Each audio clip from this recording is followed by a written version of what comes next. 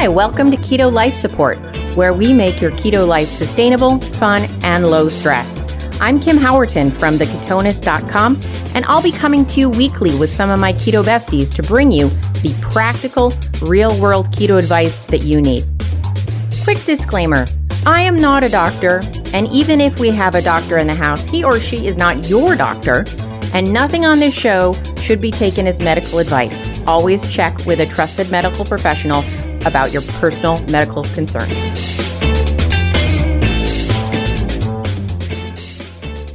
Hi, welcome to Keto Life Support. This is Kim Howerton, and I am joined by Carrie Brown. Hello. Hello. How's everybody doing today? I hope they're doing good. It's not like they can answer me. How are you? I'm awesome, and my little household is also awesome. People may not know there's 2 extra little hearts beating in the Brown house right now. Yes, you've got 2 minis who've joined you. Yes, Priscilla and Ermintrude joined us, so we are now 5. 5 felines and moi.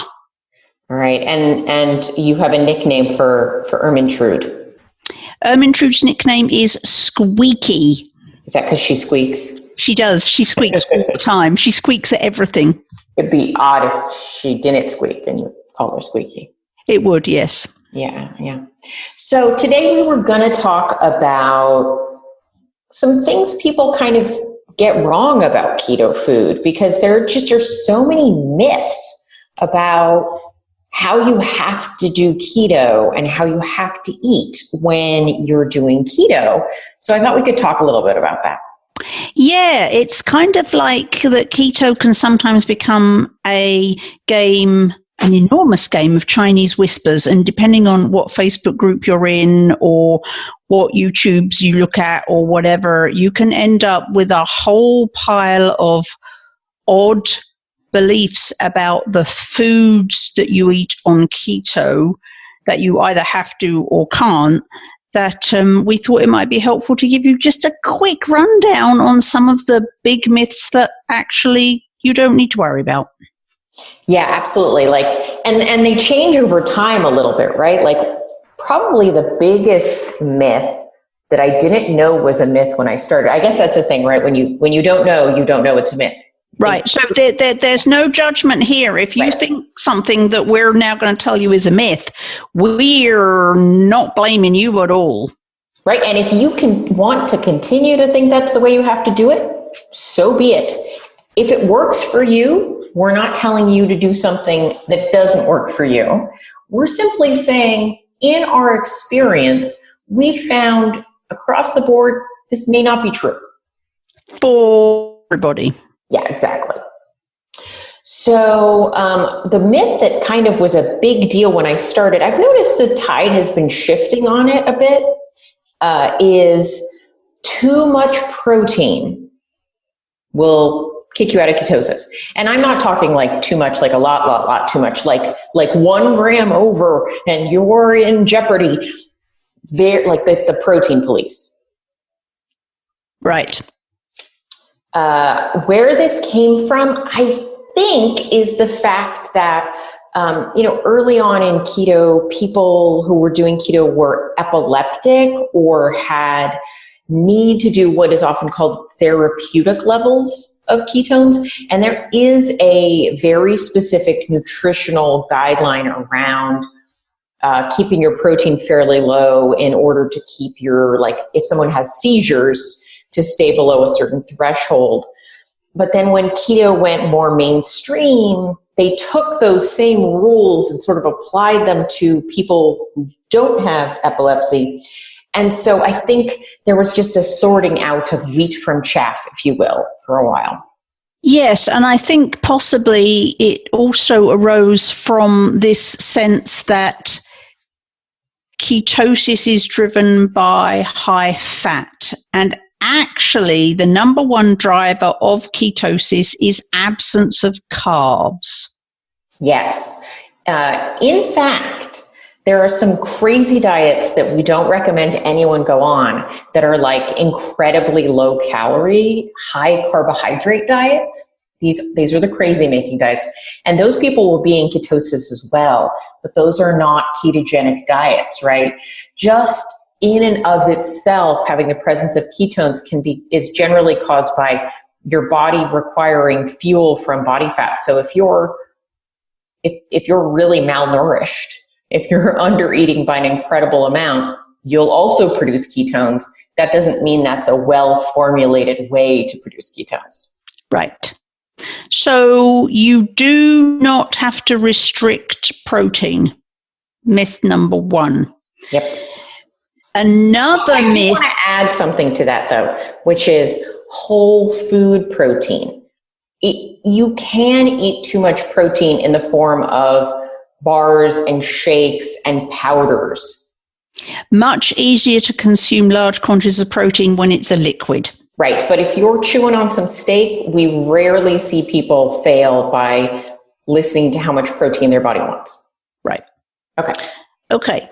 So myth number 2 might be that you've heard you can't eat dairy on keto. Or alternatively, you've heard keto is a very high dairy diet. Right. So, we get people coming in our Facebook groups saying, I don't like dairy. How can I possibly do keto because it's required? Or I can't have dairy because I'm allergic to it, or I'm allergic to casein or lactose, so I can't do keto for that reason. Neither of those things are true. Right. You can do keto with dairy if your body tolerates dairy. You can do keto without dairy if your body does not. Bingo. There you go.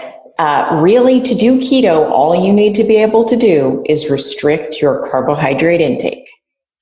Right there.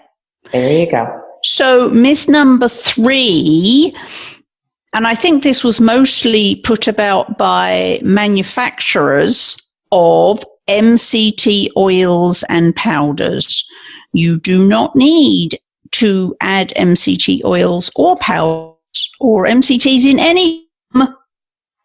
in order to be successful at a ketogenic diet. Truth. There might be a reason you like to include MCT oil or MCT powder in your ketogenic approach. There's nothing wrong with including them if they suit your needs, but they are not a required substance to be on a way of eating that is ketogenic. Right.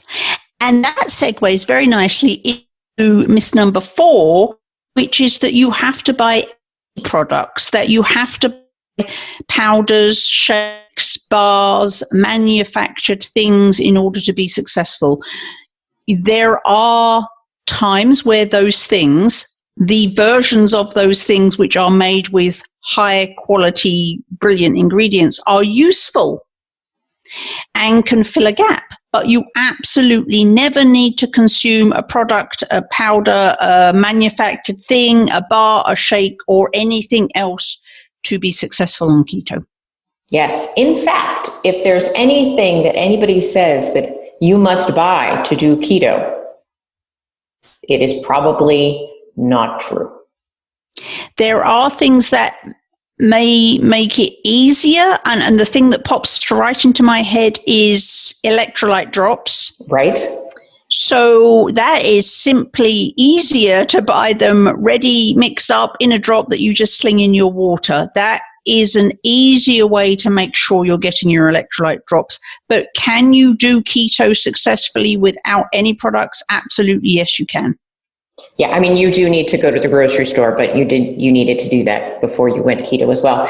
But as Carrie said, we're not against convenience products if well formulated and appropriate for eating or using. Like, I'm totally down with you guys buying a brand of salt that I think is better than other salts, or buying the keto chow drops because you don't want to have to mix up your own potion to put for your electrolytes, but those are conveniences, just like, you get your nails done or you do other things. It costs a little more money, but over the long haul, you feel like it's worth it.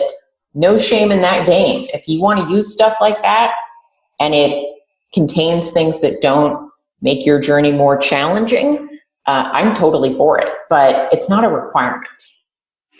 Which also segues nicely onto whatever number myth we're at. I've lost count. I have lost count as well. But nicely segues into supplements. There are no required supplements. You can successfully do a ketogenic diet without taking a single supplement. And I would add that supplements are incredibly individual.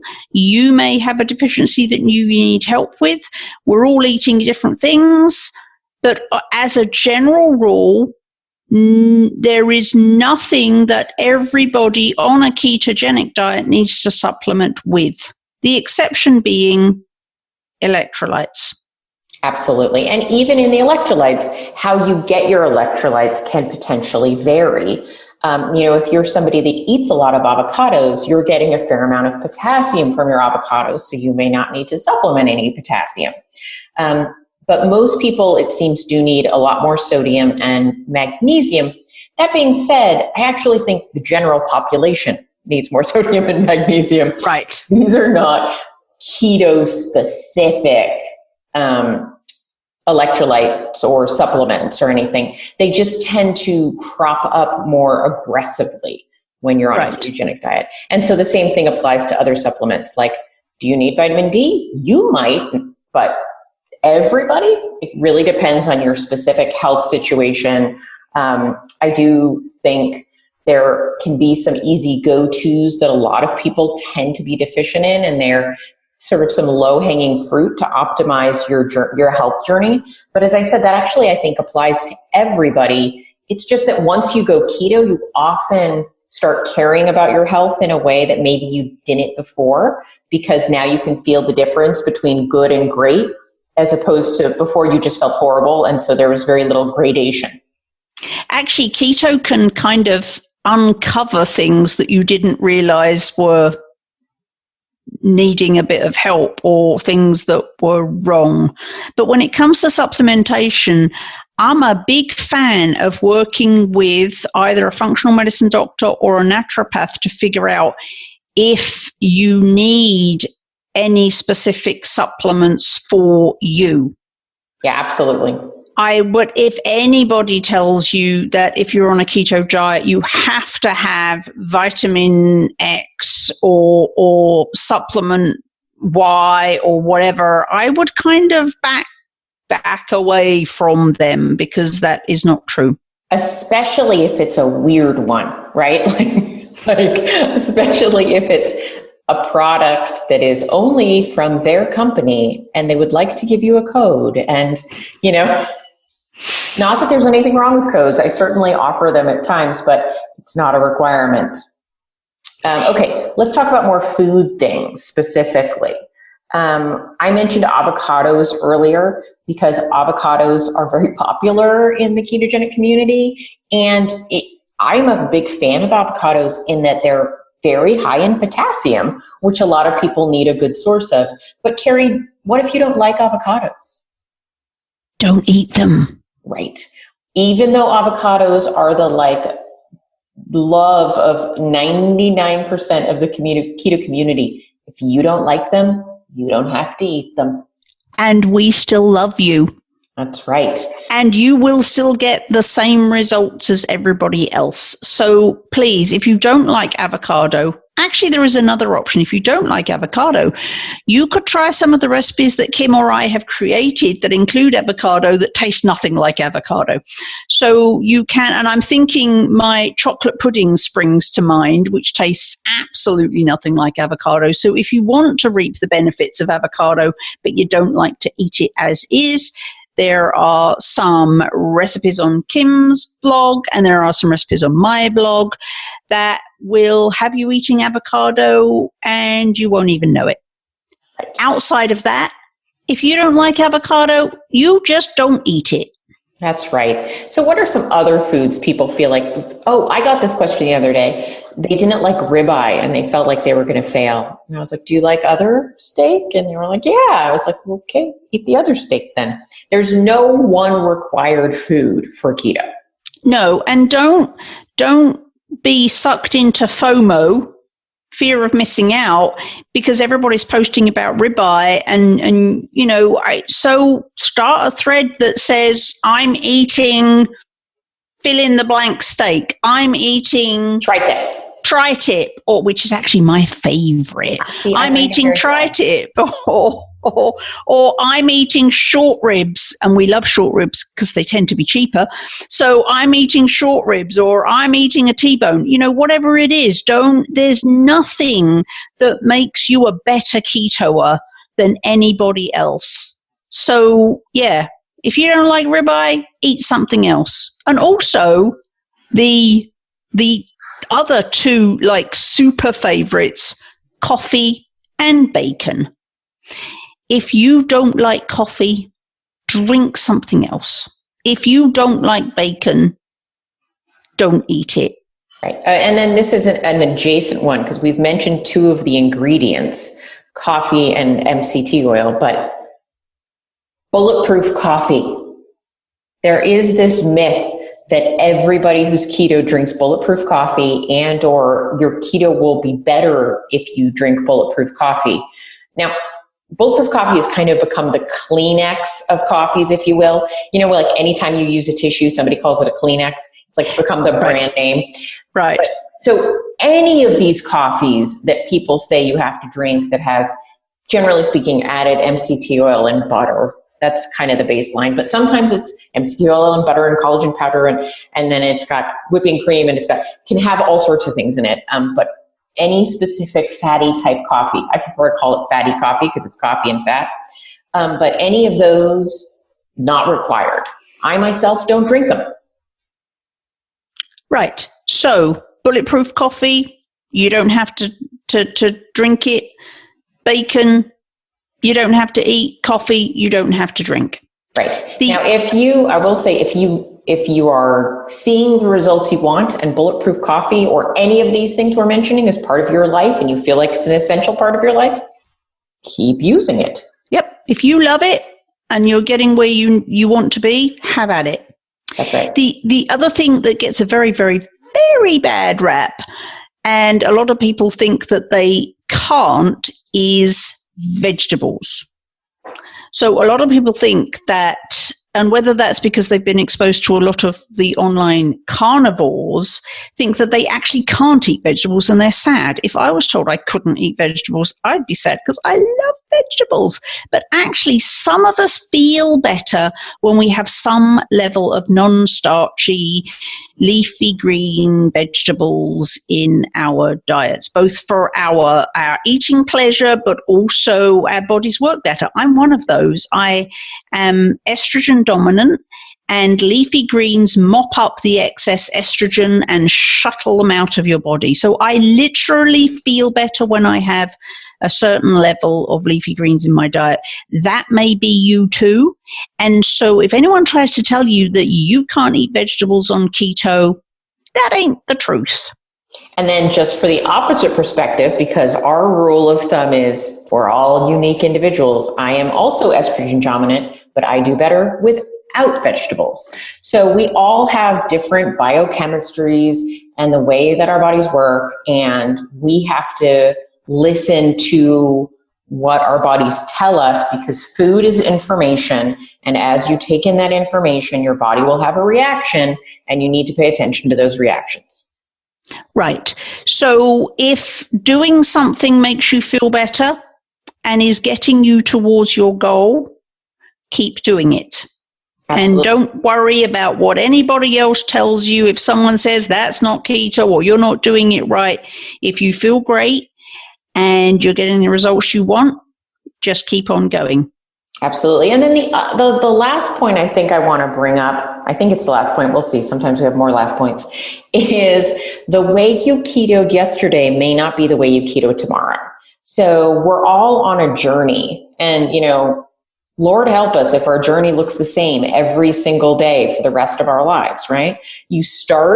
So when I started keto, I was eating a lot of like mug cakes and a lot of big salads, and I was eating a lot of bunless burgers with pickles. Like there was a certain like flow to the way that I found that I wanted to eat when I first started keto.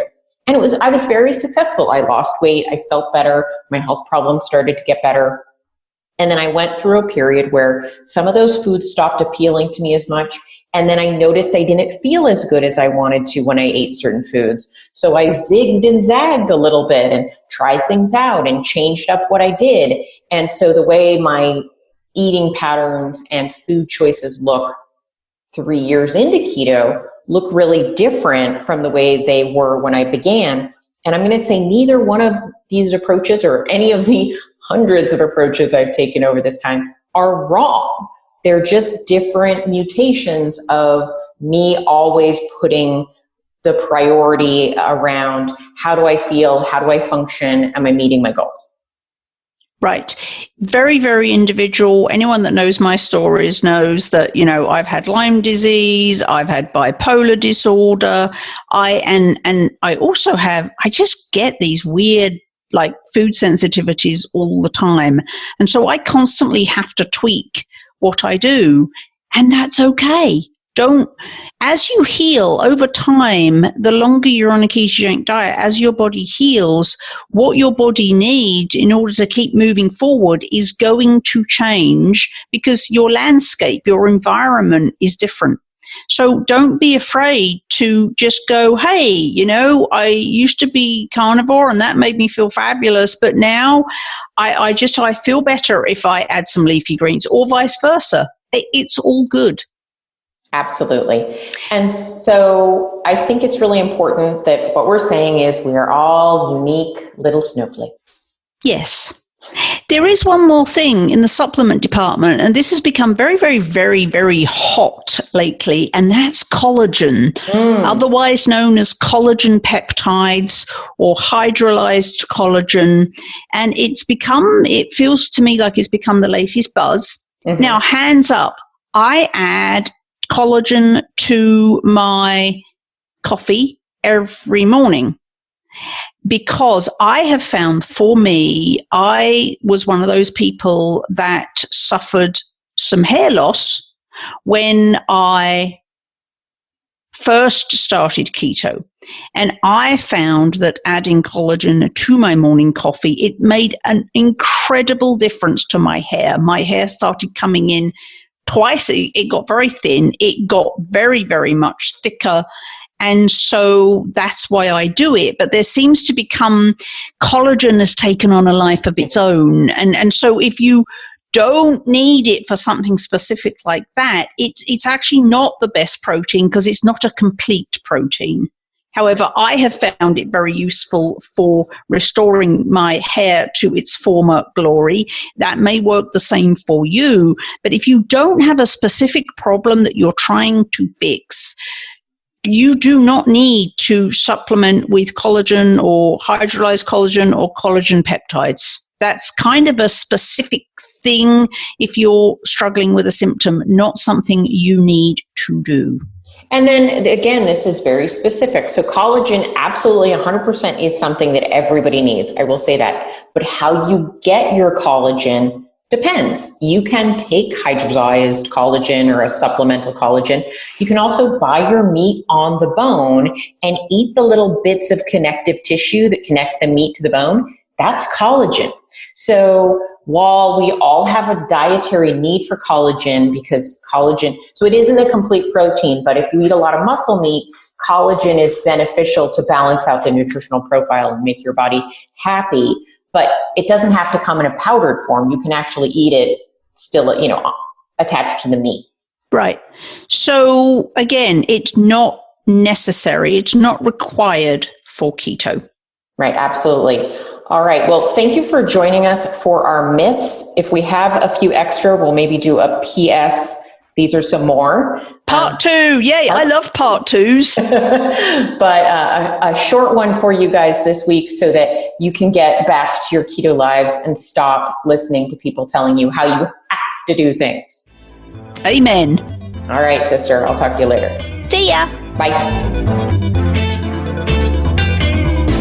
Thank you so much for joining us on Keto Life Support. If you'd like more, you can join our friendly Facebook group, Keto Life Support. Can't find it? Go to ketolifesupport.com. If you ever want to suggest a topic for discussion, that would be the place to do it. We'd really, really appreciate it if you would go to your podcast app and subscribe, because that's awesome. And what would be super awesome is if you'd be so kind as to write a review for us. Though we would love it if that review was awesome, just writing a review is all we ask. So have a fabulous keto week, and we'll see you next time.